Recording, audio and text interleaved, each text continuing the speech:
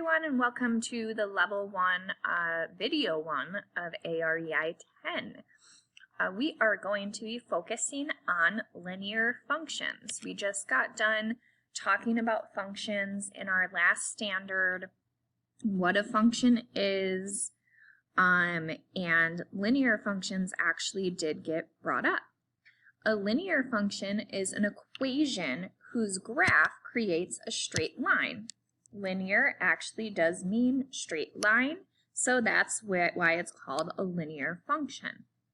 So, an example of what a linear equation could look like is something like this. Y is equal to 2x plus 3. Now you can tell when something is a linear equation by looking at the equation, and if your equation has a y to the first power and an x to the first power in it, meaning that both x and y have a degree of 1, then you know that you are dealing with a linear equation or a linear function. So for example, this equation would also be linear because again, you have an x to the first power and a y to the first power in your equation. That is why it is a linear function. And if I gave you this equation,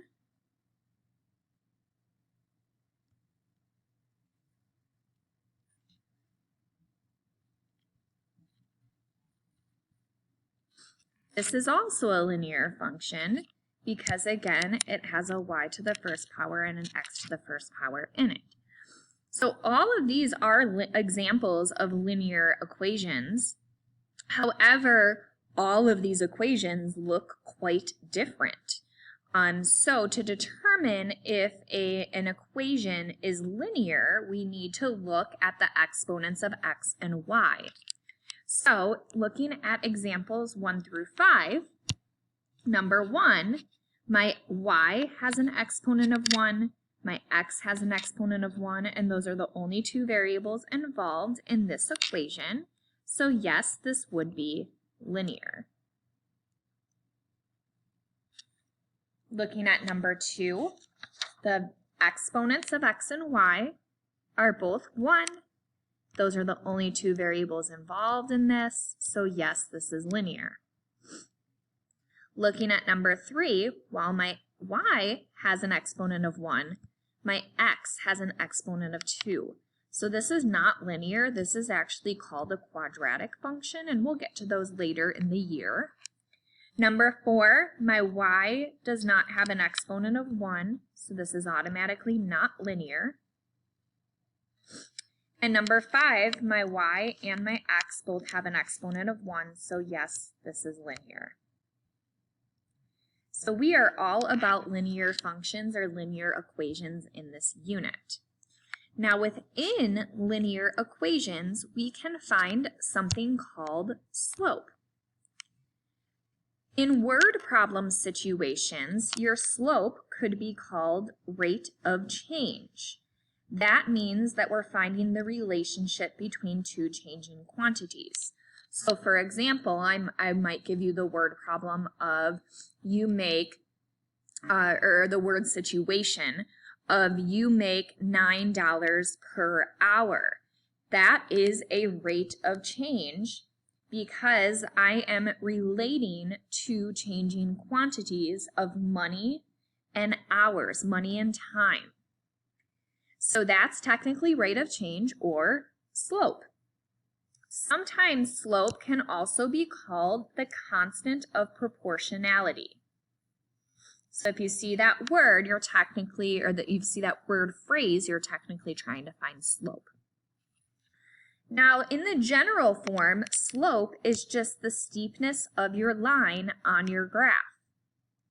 So if you have a line that looks like this, versus a line that looks like this, Well, this line would have a higher slope because it is steeper than this line here.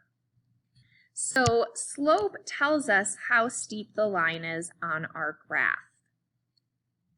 Now we are going to be using the slope formula. The slope formula is, and we use, actually I forgot to tell you, we use m, lowercase m, as our variable to represent slope.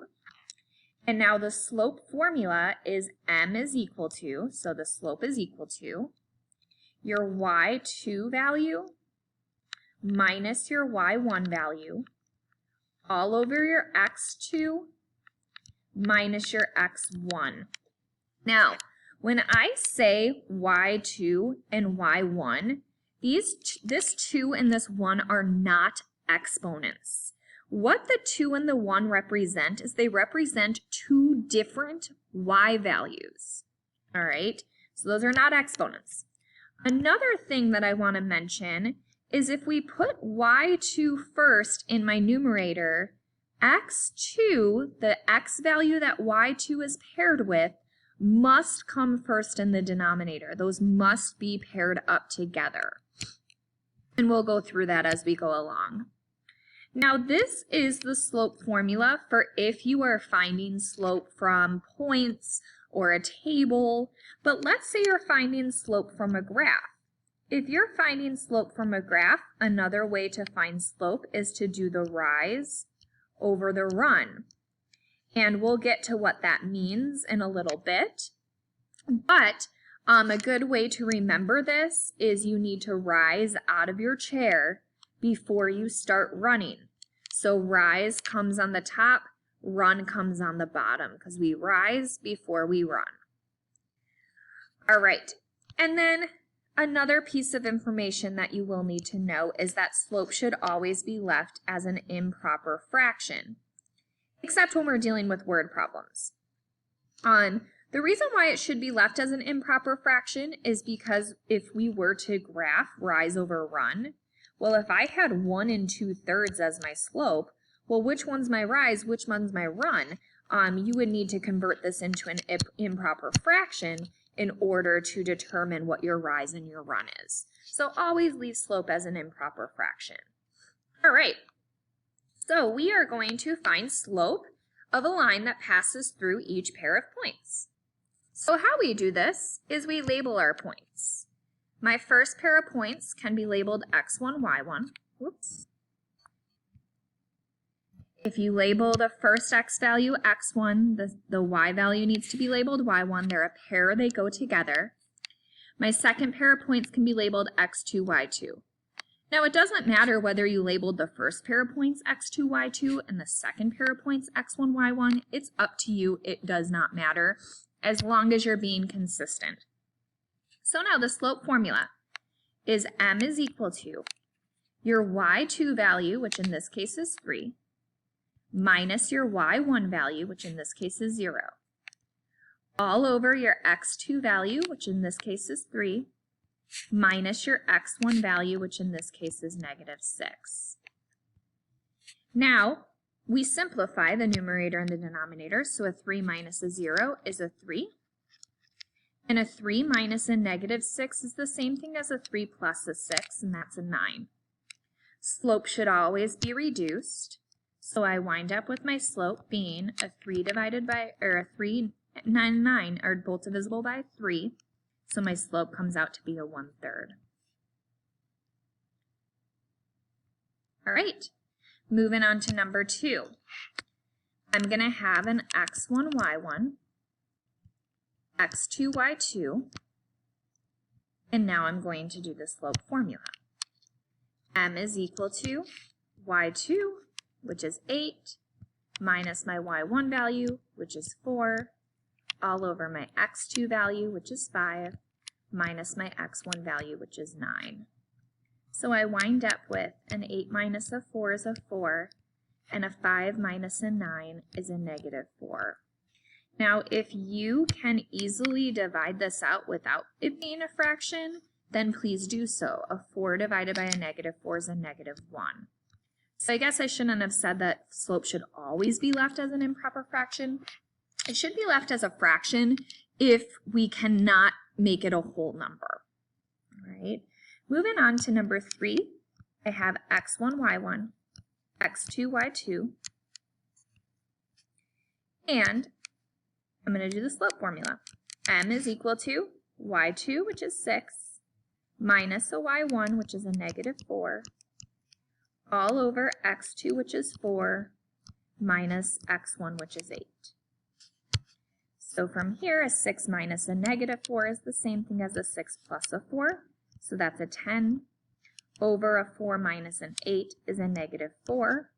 I'm going to keep this as an improper fraction, and it comes out to be a negative, and 10 and 4 are both divisible by 2. We get a negative 5 halves as our slope. And we just leave it like that. We do not change it into a mixed number. All right, moving on to number 4, I have x1, y1, x2, y2, and now my slope formula is y2 minus y1 over x2 minus x1. So a 3 minus a negative 4 is really the same thing as a 3 plus a 4. I get a 7. A negative 2 minus a negative 2 is really the same thing as a negative 2 plus a 2, which is a 0. Okay, we need to talk about this for a moment. I want you to ask Siri, if you have Siri in your phone, what is 7 divided by 0? And Siri will give you a really, really funny answer. If you don't have Siri on your phone, you could Google, what's 7 divided by Siri, or what's 7 divided by 0? What does Siri say when you ask it what something divided by 0 is? And actually, you cannot divide by 0. All right, so this is considered an undefined slope. You can do 0 divided by something, but you cannot take something and divide by 0. This is undefined. So what does that mean on the graph? Well, on a graph, this would mean that your line is a vertical line. A vertical line has an undefined slope. Think of a wall. Can you crawl up a wall? No. So can you find its slope? No. It's undefined. All right. So that's just an easy way to remember that. All right, 5 and 6, now we have tables. Whenever you're given a table of values, to find the slope, what you're going to do is you're going to pick 2 ordered pairs, and it does not matter which 2 you pick.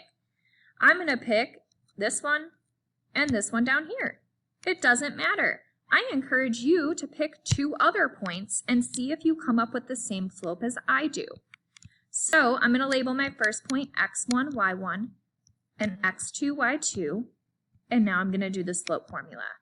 y2 minus, so I have m is equal to y2 minus y1, all over x2 minus x1. And 0 minus a 3 is a negative 3, and 5 minus a negative 4 is really the same thing as 5 plus a 4, so that's a 9. And so we can reduce this fraction, so we will. I wind up with negative 1/3 as my slope. Did you wind up with the same slope by picking 2 different points? Yes, you should have, because it does not matter what 2 points you choose. Number 6. Again, it still doesn't matter what points you choose in this table. I'm going to choose these 2 points here. So I'm going to label one of my points x1, y1, the other point x2, y2, and now I'm going to do the slope formula. M is equal to y2 minus y1 all over x2 minus x1. So I wind up with a negative 6 over a 3, which actually can be reduced to a whole number, so we will do that. Negative 6 divided by a 3 is a negative 2, so that's my slope. All right, we will continue slope in our next video, and it will still be a video over level 1, so please go on to video 2 for our A.REI.10 level 1.